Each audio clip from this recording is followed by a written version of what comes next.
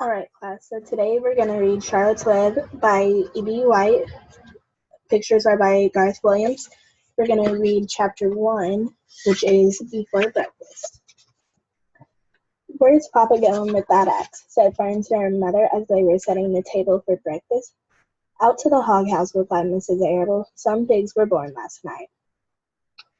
"I don't see why he needs an axe," continued Fern, who was only 8.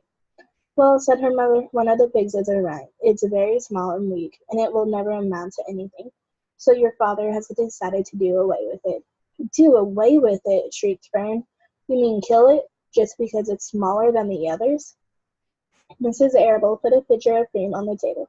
"Don't yell, Fern," she said. "Your father is right. The pig would probably die anyway." Fern pushed a chair out of the way and ran outdoors. The grass was wet and earth smelled of springtime. Fern's sneakers were sopping by the time she caught up with her father. "Please don't kill it," she sobbed. "It's unfair." Mr. Arable stopped walking. "Fern," he said gently, "you have to learn to control yourself." "Control myself," yelled Fern. "This is a matter of life and death, and you talk about controlling myself." Tears ran down her cheeks, and she took hold of the axe and tried to pull it out of her father's hand. "Fern," said Mr. Arable, "I know more about raising a litter of pigs than you do. A weakling makes trouble. Now run along." "But it's unfair," cried Fern. "The pig couldn't help being born small, could it? If I had been very small at birth, would you have killed me?" Mr. Arable smiled. "Certainly not," he said, looking down at his daughter with love. "But this is different. A little girl is one thing. A little runty pig is another." "I see no difference," replied Fern, still hanging on to the axe. "This is the most terrible case of injustice I ever heard of." A queer look came over John Arable's face. He seemed almost ready to cry himself. "All right," he said. "You go back to the house, and I will bring the runt when I come in. I'll let you start it on a bottle like a baby. Then you'll see what trouble a pig can be." When Mr. Arable returned to the house half an hour later, he carried a carton under his arm. Fern was upstairs changing her sneakers. The kitchen table was set for breakfast, and the room smelled of coffee, bacon, damp plaster, and wood smoke from the stove.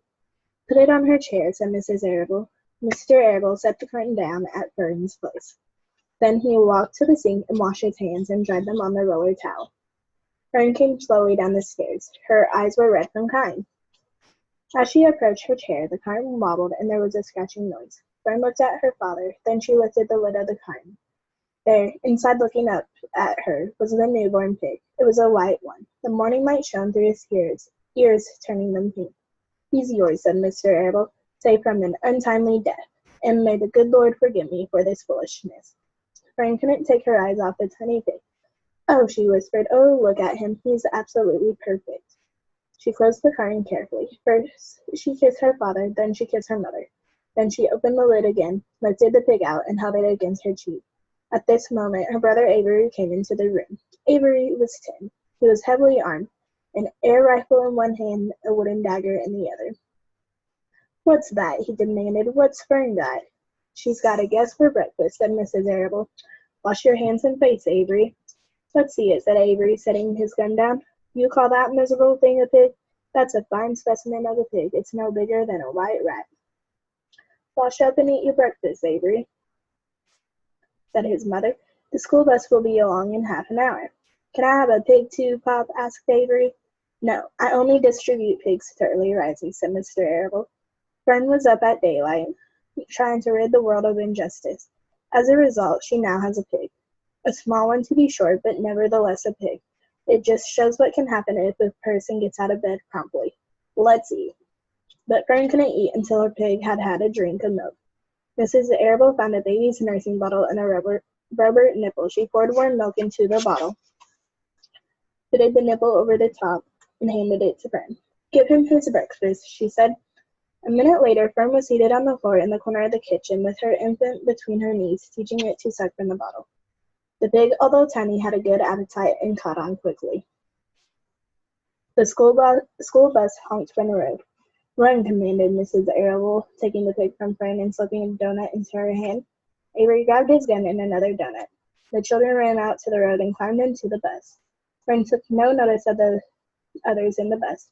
She just sat and stared out the window, thinking what a blissful world it was, and how lucky she was to have entire charge of a pig. By the time the bus reached school, Fern had named her pet, selecting the most beautiful name she could think of.